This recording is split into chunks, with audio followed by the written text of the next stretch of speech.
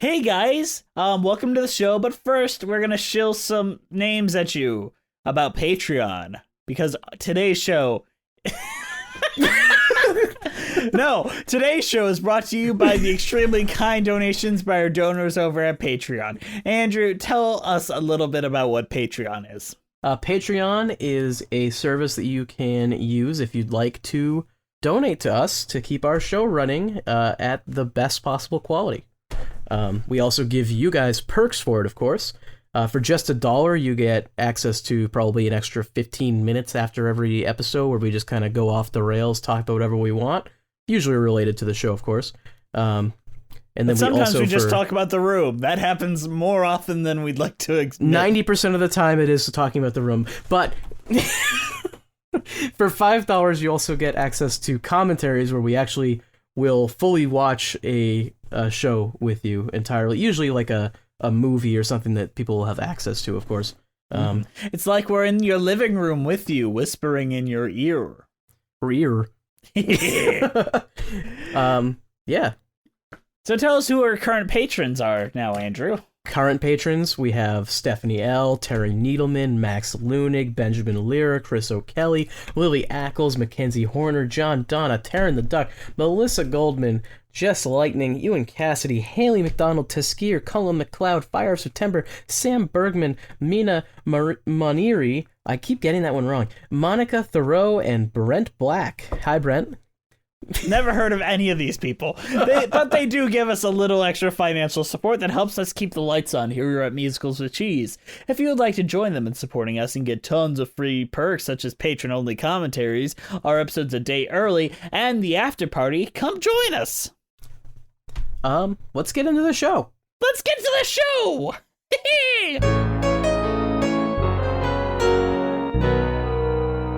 Hello, I'm Jesse McAnally. And I'm Andrew DeWolf. And welcome to Musicals with Cheese, the podcast where I try to get Andrew to like musical theater. And oh no, I've said his name twice. I just need to say it one more time and he'll appear. No, it has to be unbroken. It has to be unbroken. And there Andrew DeWolf! Andrew DeWolf! Andrew DeWolf! It's showtime. Ba-da-da-da-da-da. We didn't even fucking bury the lead with this. No, there's nothing. It's Jess. It's showtime. This week we are talking about Beetlejuice, the musical. Hey folks, begging your pardon. Excuse me, sorry to barge in. Now let's skip the tears and start on the whole, being dead thing. You're doomed, enjoy the singing. The sword of Damocles is swinging. And if I hear your cell phone ringing, I'll kill you myself. The whole being dead thing. Death can get a person stressed. We should have carped way more deals. Now we're never gonna see them. I can show you what comes next, so don't be freaked. Stay in your seats. I do this bullshit like 8 times a week. So just relax, you'll be fine. Drink your $50 wine and take a breath. Welcome to a show about death. Beetlejuice is a stage musical with music and lyrics by Eddie Perfect and a book by Scott Brown and Anthony King. It is based on the 1988 film of the same name about a deceased couple who try to haunt the new inhabitants of their former home and call for help from a devious bioexorcist ghost named Beetlejuice, who is summoned by saying his name 3 times. The musical premiered at the National Theatre, Washington, D.C. in October of 2018, prior to opening on Broadway at the Winter Garden Theatre in April of 2019. It is produced by Warner Brothers and the Geffen Productions. All right, Andrew, what do you think about Beetlejuice, the musical?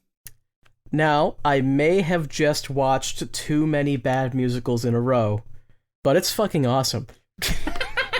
I put a tweet out where Andrew's just like, I fucking loved it. And I was like, whoa. I knew this would be much more up your alley than, say, Sunset Boulevard, Jekyll and Hyde, or American Psycho. Honestly, I kind of like Sunset Boulevard, but, like, this was just exactly what I wanted to see.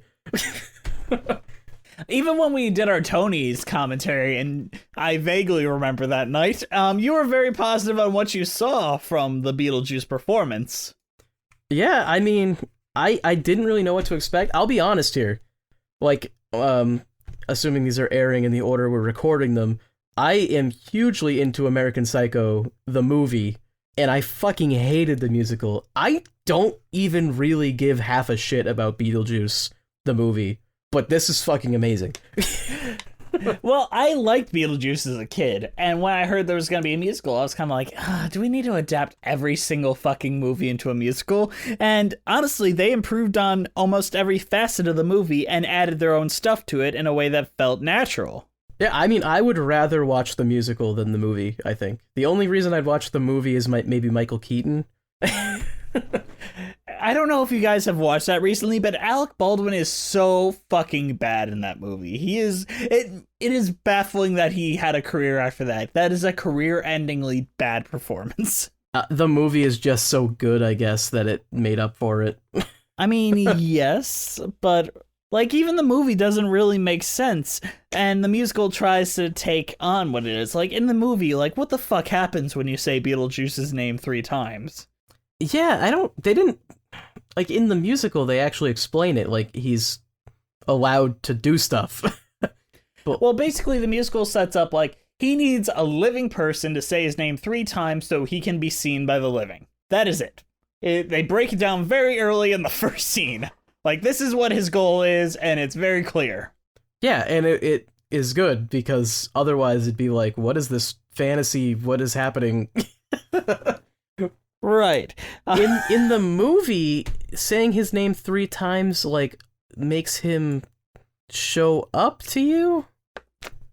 Or you show up to him, it's weird. It not doesn't... consistent. And also, there isn't nearly enough Beetlejuice in Beetlejuice, the movie. I think there's, like, max 20 minutes of Beetlejuice in that movie. He's like, Hannibal Lecter in Silence of the Lambs. Yeah, it's like, I get it, he's the bad guy in obviously both of these, but he's a fun character that you want to see, you know? He's like the most charming child bride seeker I've ever seen. Yeah, I mean, he's obviously, especially in this one, he's kind of like an internet troll almost, but it's like, it's funny. I like that. I feel like the book writers and like the people behind this got a lot of influence by Deadpool, especially in like Beetlejuice's pansexuality, his fourth wall breaking, and like overall, he's not like antagonistic as much as he's just kind of annoying. Yeah, I can see that. Although, was he antagonistic in the movie? He like sexually assaults people. He does that in this too, though. Not nearly as bad. He doesn't just walk up to the first woman he sees and make out with her the way he does Gina Davis in the movie. I guess. I mean, it was 1988, Jess. Oh yeah, that makes it all okay, right? No, I mean, that's probably why they thought it was okay to put that in the movie. And like, they're having a conversation, he's using a stick to look up Gina Davis's dress. It's uncomfortable. It's Michael Keaton, though. I'm fine with it. But I think that this show currently rides on the back of its 2 leads, and they very smartly handle the 2 leads of this musical, and they take it away from the Maitlands, Adam and Barbara, and they focus it... Thank God. Yes. Directly on Lydia and Beetlejuice. And I find that very, like, revealing when they introduce Lydia before they even introduce Beetlejuice or the Maitlands. Like, honestly, when I realized that the leads from the movie are not the leads in this, I was like, oh, that's so good. I feel like this took a lot of inspiration from the TV series. I don't know if you remember watching the animated TV show. I've never seen the TV show. Not one time. I watched that before I watched the movie. And in that, like, Beetlejuice and Lydia were just kind of friends, and he would bring her into, like, the Tim Burton world to like help him with his problems. I'm like, okay, that's kind of the relationship Beetlejuice and Lydia have in this one too, where they're just kind of buds. Yeah, and like Beetlejuice is such a bad person that like they're friends, but not really. It's I like it. You know, it's like best friends, but the R is in parentheses. Yeah, kind of like that. But they introduce Lydia, and she sings a song called Invisible, where she feels like she can't be seen because she's just sad about her mom's death, and her dad like doesn't want to address it. And then Beetlejuice reprises that because he's literally invisible and he wants to be seen by people. And it's like, they both have the same need in two different ways. And I'm like, oh, you guys are brilliant. Honestly, the way that both of them completely parallel each other in Act 1 and then separate from each other in Act 2 is so good. It feels so natural, and it makes you wonder why this wasn't like this. It feels like this is the natural conclusion of what the story should have been. Exactly. Because in Act 1, they're almost like the same person in a way. They're both kind of self-centered and they... Outcasts, and they feel like everyone is, you know... They've got morbid sense of humor, think they're smarter than everyone else. Yes, exactly. Everyone's dumber than them. And then it goes to Act 2, and Beetlejuice stays the same, but Lydia realizes that this isn't how I should be acting. This is wrong. Mm-hmm. And I think it's really, really good, and surprisingly good. Like, one of the biggest issues I have with the Beetlejuice film is the relationship between Lydia and her mom, and I think Catherine O'Hara as Delia Dietz in that film is like on a whole other level from everyone else. Like, she's fucking great in her own way, but she treats Lydia like she's her actual birth mother, and that's always bothered me because she's supposed to be the stepmother and have that disconnect there. And really, she just talks to her as if there's blood there, and it feels weird. Her character's way better in this. Whereas in this one, there is very much that disconnect, and she's just like a fucking guru crazy person. I fucking love her in this. She's actually really funny. I think she's brilliant, and she sings this great song, No Reason, that is actually a really good song on top of being hilarious, which is so rare. It just kind of reminds me of what my old guru always said, you know? Sometimes it's good to change. I don't have a funny thing to say here. Andrew gave up. He didn't even try. I gave up. I'm putting my sunglasses on now. I'm out of here. But no, and the guy that plays Beetlejuice, Alex Brightman, is absolutely incredible. Yes. And I don't know like how the hell he sings in that voice. But he's also his first claim to fame was portraying Dewey in School of Rock, and he was like the only good thing about Andrew Lloyd Webber's School of Rock. I haven't seen it yet, no spoilers, I'm really looking forward to that. Really? Honestly? No, not at all. Not at all, no. It has some good moments. I like the movie.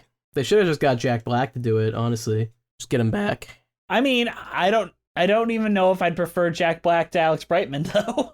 Alex Brightman is like a force on himself. Like, he could hold the whole stage. No, he is really good in this. Like, really, really good. And the thing is, I would not expect anyone to meet his equal. But the fact that little Sophie Ann Caruso at age 17 is able to be on his level every time they're on stage together is so incredible. Like, she is a star in the making. Yeah, it's fantastic. I don't know how many times we can just say that it's really good, but yeah. It's so good. And the fact that they're not afraid to go for the pathos. They're not afraid to be, like, taken seriously for a minute. Have a moment where they're not aiming just to make you laugh. So we talked about all the good stuff that they changed from the movie to improve, but they also did keep some stuff that was good in the movie, I think. Like what you aiming for? How about we talk about some of that? Go for it. Okay, well, number one, keeping the Act 1 closer as Deo is hilarious and really funny. So I'm going to say that is great. You see, they have to hold those cards because they know, like, the people are waiting for these moments, but we have to one-up what they're expecting. So let's make the fucking pig sing at the dinner table. Yes, it's fantastic. And how they introduce it, and I know that's how they do it in the movie, but it's so good. But a lot of people complain, like, the reason why it's funny in the movie is because it's literally just, like, the recording album coming out of their mouths, where in this one they're actually singing it. I've heard complaints like that before. I'm not going to complain about that. I think it's funny. And it's they're being possessed, so why wouldn't it be, like, their voices? And I think the fact that, like, when the puppetry comes in, the fact that they're able to one-up what happened in the movie equally as well. Like, gives you what you wanted plus more. Yes. But it's still them keeping something that's good from the movie, so they're not just like, oh, let's just change it all. It's still there, you know? Yes. They know what works in the movie, and they know what takes away. Like, the thing that I like is when they bring back Jump in the Line at the end. Yep. But they also mix in the reprises of all of Lydia's themes, like when she starts singing Dead Mom and Home in the middle of it, and they're like backing it up like Shake Shake, we want to go home. It's like, it feels like, okay, this is a cohesive whole. It's not just a bunch of hodgepodge of things shoved together, like another musical we recently talked about. Yes. Other things that they kept was obviously the costume design of Beetlejuice and like the set design being heavily inspired by that Tim Burton kind of Beetlejuice vibe. Right. Very strong. Love the black and white stripes still. Really good. But they didn't keep like the hair the same. Like, they changed enough of it that Alex Brightman can make the look of it his own. Yes, but it's still obviously Beetlejuice. Like, you're not going to look at him and be like, who's that? Is that his own original character, Jeetlejuice? I mean, exactly. I agree with that too. Yeah. No, there's a shit ton of great things in this, and I don't know. All right, can I talk to you a little bit about some of the things around this musical that I find interesting? Sure, like sure, the go ahead. actual politics of life. Oh, politics of life. That's one of my favorite topics, and you know that. You love talking about politics. I know you. You love it. Yes, I love politics. This is musical theater politics, so it's nothing like that. Okay, good. So, remember when we saw the Tonys and, like, the musical Tootsie was winning all the awards? Yes. And this kind of didn't win anything. I don't even think it won set design, honestly. Which I think is horrible. I mean, I'm not going to say that this deserves to win a ton of stuff because, I mean, it was up against, like, Hadestown as well, right? Right. I agree. I wouldn't say this is as good as Hadestown. It's a different animal than Hadestown. I think this is a better crowd pleaser than Hadestown. Yes. But I don't think it's as good, technically. Would I rather see this or that? I mean, it kind of depends what mood I'm in, to be honest. But right. Yeah. But Tootsie I haven't seen, but... But Tootsie took home all the awards. Like, it was doing so well that, like, they had an advance well into next year. Like, and then Beetlejuice somehow swept away, like, every bit of audience attention. Like, they were expecting Beetlejuice to close, and because it did so well in the Tonys and the advertisements they made and, like, them promoting it on their own, like, it started selling out. And now Tootsie is, like, playing to empty audiences because they did the too far advanced seats. I think, one thing I wanted to say... we were talking about my trip to Times Square at one point, and you were asking about what advertisements were the best. Beetlejuice, I think, is the best advertising down there right now. If at least one of. Like, what do you remember as, like, the advertisements down there? In Times Square, they have this big billboard that goes around a corner where it just says Beetle and then Juice on the other side, which really does stand out as, like, something that's just kind of interesting.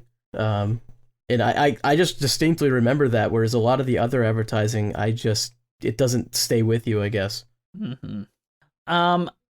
It bothers me a lot that a lot of movies are getting adapted into musicals and getting fast tracks, and it means it's a lot harder for original musical theater content to get there.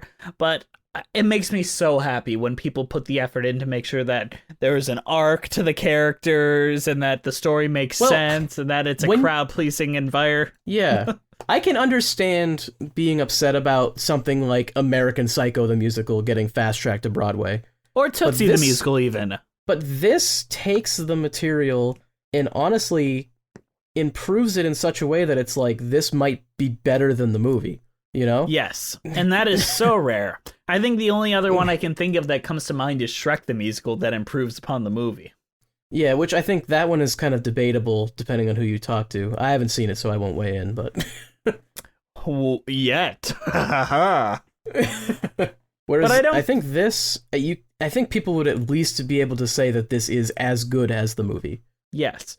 And it pays tribute to the movie and loves the movie while also being like, let's do our own thing. It's obvious that it has a lot of love for the movie. Oh yeah, of course. But it's not afraid to veer off when it feels like it has to.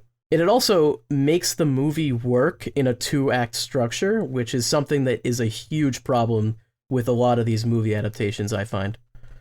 Now, why do you feel that? A lot of the ones we've seen. Well, just in our previous episode of American Psycho, they have to fuck up everything to make it work as 2 acts. And you always bring up Frozen, where it's like they want this big Act 1 closer, but it's a moment that does not work there. You know what I'm saying? Whereas Deo works very, very well as an Act 1 closer, especially if you follow it up with like an attack that leads to a plot relevant thing. Yeah, and I think the structure of this is not the same as the movie in any way, really. But they have this character thing going on with the parallel between Lydia and Beetlejuice throughout Act 1, and then them breaking apart in Act 2, where it works as a 2-act structure without needing the plot stuff that's in the movie. I feel like Tim Burton doesn't quite know what a good script is, so I feel like a lot of potential for great material falls through his fingers way more often than one would expect with someone with his visual eye. Well, with Beetlejuice, in the movie, you have it, they're following Barbara and Adam through the whole thing, and there's like a lot of scenes that are not present at all in the musical here. Because in the movie, they like go to the other side or something, and they talk to somebody, which I think they do, but it's very briefly in this, where I think it's a lot longer in the movie. Yeah, because Tim Burton just wanted his moment to show off like his designs for all the ways that people could die. Yeah, which is neat, I guess, but like that's one of the most horrific part of that entire film. Like, you remember the guy that's like all just like ash and he's like smoking cigarettes? Like, yeah, it's fucked up. It's kind of like depressing. Like, so when you die, you're just however your body was. That's how it is. That kind of sucks. Well, that makes me interested that Adam and Barbara, they drowned, but they look like themselves. Is that just because that's a life how they lived it? I don't know. Like, yeah, like, shouldn't they be, like, purple and, like, wet all the time? But they were genuinely good people. Maybe. I don't know. Unlike the beauty queen that had her little accident. Yeah. It's odd. But yeah, that type of stuff isn't really present in this, so... It is for one song that's a really fun song. Yes, but in the movie, if I remember, it's probably, like, 10 minutes. Mm-hmm.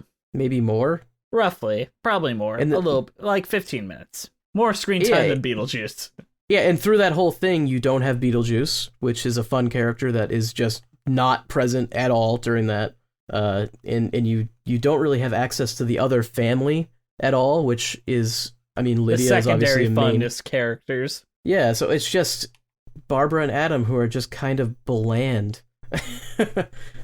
I think that Gina Davis is trying her best. Yeah, but the characters themselves are written as goody two-shoe, oh, golly gee willikers characters. It's like, I don't know. But I like that. I like that's an interesting premise that I think this takes about as full as it can. Or what if 2 nerds had to try to scare people out of their house? Like, I guess, but it's just like, that's a funny concept. I can see that working very well. I can see it working really well, and it does work in the movie, but it's just, I think that it's better as them as side characters. Yes, I agree. That's why Deo works so well in both the movie and the musical. Can I ask you a question? Sure.